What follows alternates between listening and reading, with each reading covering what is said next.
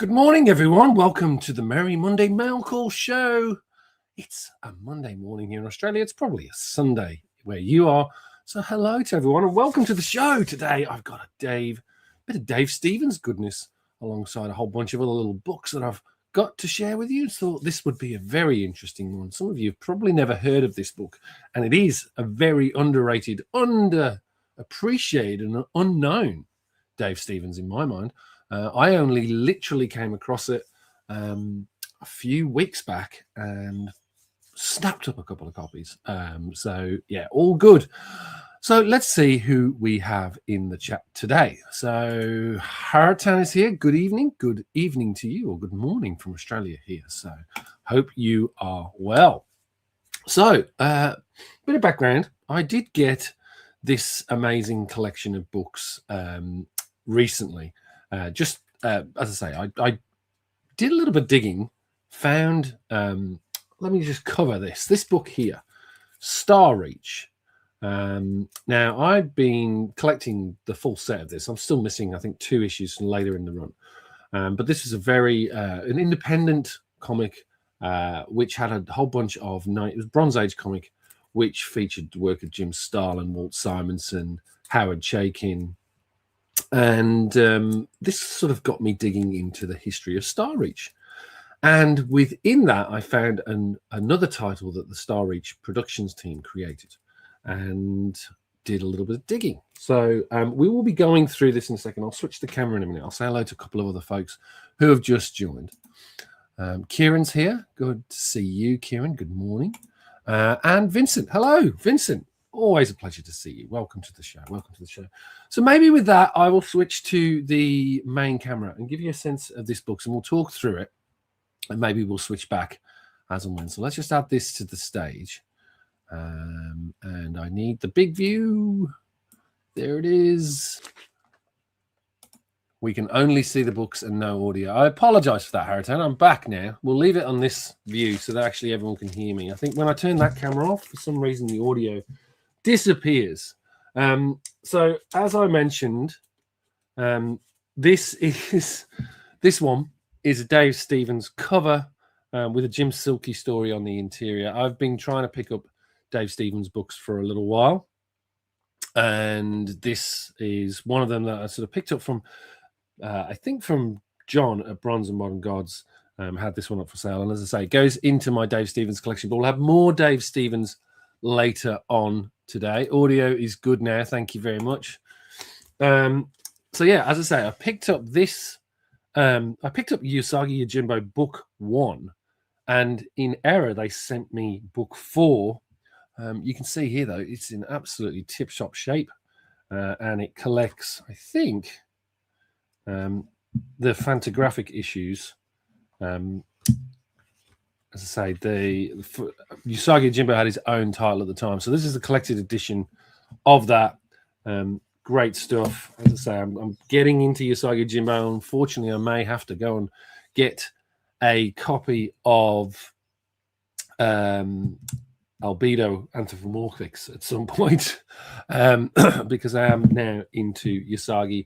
I have the one where he appears with one of the turtles, graded in a 9.6. So that was a good one to pick up this week. Also, what came this week, we have a copy of Bernie Wrightson. This is issue 5 of The Master of the Macabre by Eclipse Comics.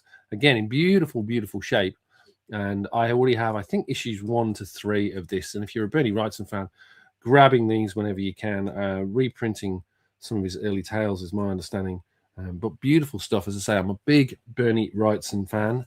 And again, picking these up. Let's have a quick look inside so you can get a sense of the creation of the work here. Again, it's in beautiful shape, as you can see. But yes, I think reprints, new color stories. I think a lot of this is maybe from Warren Publishing. Feels that way. And there you have it. As I say, we're just getting these stories reprinted. It's always great to see. So yeah, if you can pick this up, it's a little known. If you haven't got time to go back and check through a lot of the early Bernie Wrightson ones, this is a decent title in terms of getting a sense of the man, the myth, the legend. So that's your Bernie Wrightson. And then next on the list is this one. So this is, you would have seen last week's show where I'm covering off the still only 35 cents variants. Wrinkly bag here, unfortunately. And so this was one that I was missing from the still only 35 cents collection. So I'm now down to, I think, 40 left to find. Still only 35 cents, obviously sitting in the corner there with the Starburst. And this is Power Man and Iron Fist, issue 56, with story by Mary Jo Duffy and penciler Trevor Von Eden, with Frank Springer on inks. And the two of them duking it out there. But yeah, beautiful copy. Nice to be able to add it and check it off the list of my still only 35 cents variants. And then two more books before we get to the pièce de résistance this week, which is the Dave Stevens and the little-known Quack title. But I thought I'd share this one with you. And some of you know I'm collecting all of the Watchmens in high grade. So this one was a no-brainer when I saw it come up for grabs. Again, presents beautifully. Wonderful stuff. Issue number 3 of 12. And they're really tough because of these black covers. And you can see there's even now a couple of dings and scuffing there. So I don't think that'll grade out too well, but nice to be able to have it in the collection. Beautiful cover there. Always love that. And if you haven't read Watchmen, I was reading a reading recommendation the other day on what you should do with Watchmen. And someone was asking, should I just read it before reading any other comics? And I'm like, and the advice was, read other comics first, because you won't recognize or appreciate the fact that it deals with the deconstruction of the superhero. So keep that in mind if you're thinking about reading it. If you haven't already, have a look. Hurritan says, how is collecting comics in Australia different than when you were in the UK? I think pretty much the same challenges, to be honest. The biggest challenge is that everything is overpriced. Like, without question, it is always overpriced because they're so few and far between over here, particularly some of the titles that we're talking about here. So generally, a lot of the stuff I will end up buying in the US and getting shipped over. The challenge is obviously inventory, right? The other piece that is, when I was in the UK, similar problems, because the US books weren't as prolific as, say, the UK books. What's interesting now, and I do really appreciate this, that's good, is that being able to find those old UK reprints as they go up in value is getting more and more interesting and enjoyable as well, because, you know, those books meant something. And actually, the thing that I really enjoy at the moment is those UK reprints tended to have, or did have, editorial control from the US.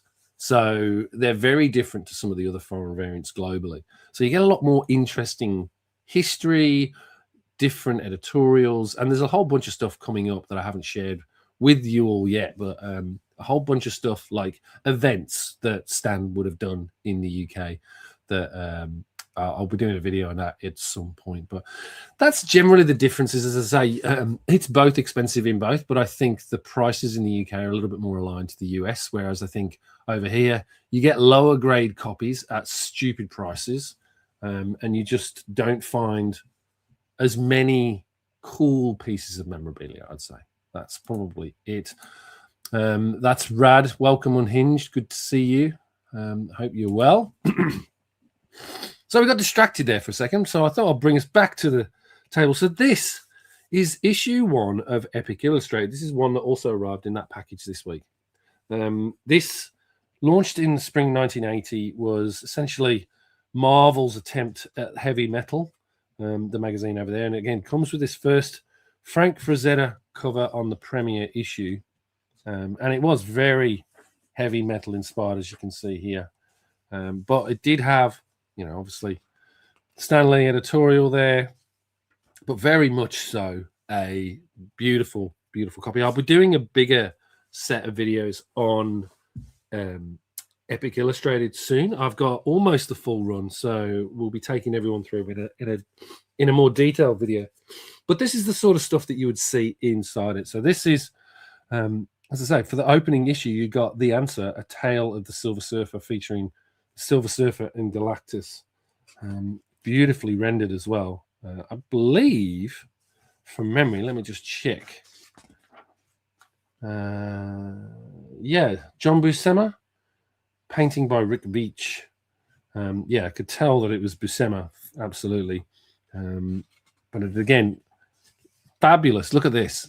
It's worth picking up this issue just for this splash page alone of Silver Surfer there, drawn by the legendary John Buscema. And it's a nice little interesting quick tale of the Silver Surfer. Silver Surfer would return in Epic Illustrated towards the end of the run with an unfinished John Byrne story, which is absolutely fantastic. And again, we'll be covering that in a future issue. But I thought this was a good one to share with you. Super, super high grade and beautiful color painted artwork throughout. A whole bunch of different stories. Very, very heavy metal. But you can see here, just you get a real sense of how beautiful this stuff was. You've got a story here by Jim Starlin. Nicely drawn and rendered there. Just a whole bunch of great stories within. As I say, Epic Illustrated, I think, is a massively underrated title. And very undervalued. I mean, just look at the depth and breadth of the work. And if you're a fan of, say, the Star Reach books, all these anthology titles with all these different, this is certainly something you should look at. Go back and check it out. And again, Jim Starlin here with another great piece there featuring the creations. But just beautifully rendered. And I think, Jim, you get a sense he really enjoyed creating this work. Beautifully done, and even a nice painted cover there. But yeah, that's that. I picked that up. I've been picking these up ad hoc as we go. As I say, I've almost got the entire run of Epic Illustrated now. This one was nice because it came with this little letter from Stan the Man. That's correct, Mr. Hank Wagner. The Death of Galactus, which never got finished by our man John Byrne. So a great Galactus story at the end of the run, but never got to be reused. So this is clearly a subscription option. So not really a letter. But yeah, that came with this. So that's going to be going in the collection, as I say. So I will now bring you to the book that this is all about, been all about. And we'll start with... Should I start with... Let's start with this one. So, this is Quack issue 1. So, this was created by the same team who had published Star Reach that you see here, that I've talked about on a previous show. And as I say, I came across Quack and I was like, oh yeah, I should just check out these other Star Reach titles and see what it's all about. But then again, realized very, very quickly, this is like a hall of fame for some of the most amazing creators that appear throughout. And I've been very lucky to be able to pick up. I've got this one, which is well, we'll reveal what this copy is in a minute. But I do have this one, which I'm going to be sending in to get graded. Graded prices on this aren't that great. Like a 9.8 is probably about $150. But these are, when you see inside, you'll realize why I think these are completely undervalued and unknown. So we'll see. We also have Bub here. How are you? Great to see you, mate. It's been an absolute age. I hope you are well. As I say, Quack featured a whole bunch of art and stories from a bunch of really cool creators. So for the creation of the title Quack, her expert color covering assistance. But for more, many ideas and intense spiritual support, we want to publicly thank Jan Bruner. Reason for that? Because your man, Frank Bruner, created and drew Buccaneer. And as you can see here, this is a signed copy, signed by Frank Bruner himself. So absolutely stoked to have that. And as I say, number of artists collaborated on this. So there's 4 stories in total within here. So there's obviously the Buccaneer by Frank Bruner. Not at all inspired by your man, Howard the Duck. So there is your Buccaneer, story 1. Then you've also got the Wraith. So one thing you will notice, all of these are very sort of animal-focused, anthropomorphics. A lot of nice artwork, and all very early creator artwork at the time as well. So this is Michael Gilbert here. Then you have Ewell Gibbon, Scott Shaw here. But the one that's really important about this book, and a lot of people don't know, we've got Easy Wolf by Ted Richards, and on the skids as well. More crazy cartoon animals, more adult themed, as you can imagine. Then we've got Duckula, again by Scott Shaw. But the one we're all here for, and a lot of people do not know, this is the first published comic book work by the man himself, Dave Stevens, and a full story of Kosmo Cat with all art, pencils, and inks by Dave Stevens. From his first, as I say, first published outside of fanzines and other formats. This is his first comic book story and art. So I wanted to share this with you because a lot of people don't even know about this book. And as you can see, nothing here that sort of screams massively Dave Stevens. Like, it's still very, very early in the day. But there are some elements where you get a little sense, like this piece here. Get a little sense of his style to come. But as you say, it's early work. But it's always great to be able to pick up any early Dave Stevens and just really appreciate the journey he went on as an artist. And again, still very, very early. I did find out some interesting facts whilst researching this, which I'll be sharing with everyone in a later show, around the amount of work that Dave Stevens did throughout the years. Almost uncredited or uncredited on some instances. And so, yeah, I thought that sharing this with you, and then I will cover that off in a bigger Dave Stevens issue about, some of the stuff that he's done or that he did do that unfortunately he didn't get credited for, which will surprise you, I think, which will completely surprise you. So then we have Quack issue 2. And again, these are all in really good shape. I've got 2 issues. Number one signed by Frank Bruner, and the other one is in pristine condition. Unfortunately, not signed by Dave Stevens, but as you can see, they're in pretty good condition. This one, you've got The Wonder Rabbit by Sergio Aragonés and Steve Lealoa. So here we go, Aragonés and Steve Lealoa. Again, Newton the Wonder Rabbit. But just as I say, if you can pick these up, they're relatively inexpensive. But you get some real glimpses of some early artwork and stories by some of these classic creators. And just see, again, very risque stuff, but just absolutely great to be able to pour through these and enjoy them. Different styles, different stories, all animal themed. But as I say, just pick this up if you can, especially if you're into things like Usagi, etc. And just seeing some of these great adult cartoons. It's just, I think, a lot of fun to go through these. And again, Count Duckula there, or Duckula.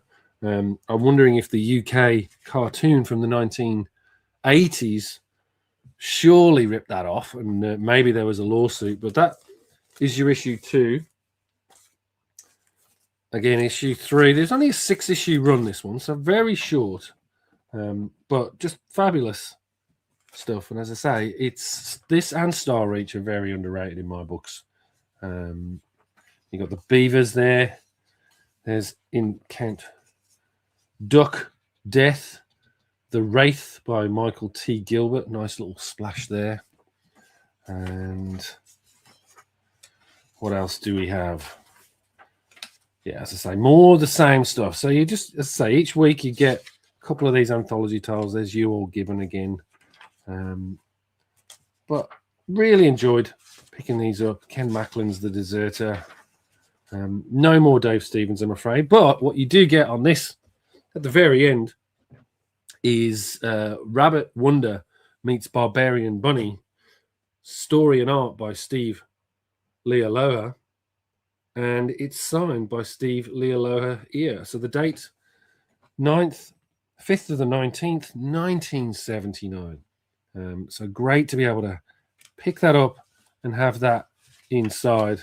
And again, this is part of the reason why I picked these up, because I knew that they were high grade, but then also they'd been signed in certain issues. So again, loved catching up with Steve Lealoha at Heroes Con last year, so hopefully we'll be able to catch up with him again and get a few more of these signed. But this, fantastic to be able to have that signed. But he didn't just sign that one. He also signed this copy of issue 4. Reminds me of Bucky O'Hare. Yes, indeed it does. Indeed it does. So you should, as I say, it's one of these where for a relatively inexpensive book to collect out there in the wild, go and grab it and give it a go, because it's certainly very interesting. And again, if you can find any that have got, you know, back in the day, I've been lucky enough to find a couple that are signed here. So as again, you got Steve Lealoha here signing this on the 19th of May, 1979. So I have to find out what convention that was, and just do a little bit of timestamp. But as you can see, more beautiful stuff. I'm very happy to be able to pick these up. But yeah, very reminiscent of some of those cartoons, and Bucky O'Hare in particular, in space. But brilliant stuff. And there we have it. Let's just see any more. And there's Star Reach Productions ad and the Wraith pinup. Beautiful stuff. So 2 signed copies there. And 2 more books for this week. 2 more in the Quack run. Then you have issue 5, which is a penultimate issue. Unfortunately, I don't think any pages signed in here. Would have loved to have had the Dave Stevens pages signed. That would have been fantastic. Well, you've got the Beavers. Might take these to Heroes and see, of those creators still around, who will be able to sign some of these, because I think that would be a great little thing to add. Some of their earlier works. A lot of people don't. They take the latest book or their most popular book. I like the idea of taking essentially some of their more unknown and obscure works. The artists do seem to appreciate that a lot more. So we'll be taking that in. More Steve Lealoha signed. See, this is what I love about this. If I had not have checked, so issue 5 also signed by Steve Lealoha on the back here. So 3 signed books, and again, absolutely stunning to have that. That's a brilliant piece, having that on the splash page there. And then Ken does some Planet of Ducks. So 3 signed copies, and as I say, in great shape. So super happy for that. I just have if you're going to Heroes, I'll be there with a booth as well. With a booth, excellent. Well, we should catch up. Welcome to the show, as I say, Unhinged. Great to see you, man. And yes, if you're there, we should definitely catch up. It's already booked for me, so looking forward to heading out there. Can't wait for this year. I was just checking the guest list yesterday, and it's already looking pretty good. One person that I haven't seen at Heroes before, who is going to be there, is Anne Ascenti. So I will be getting some books signed by her because big fan of some of her work. And once again, wouldn't you know it, folks?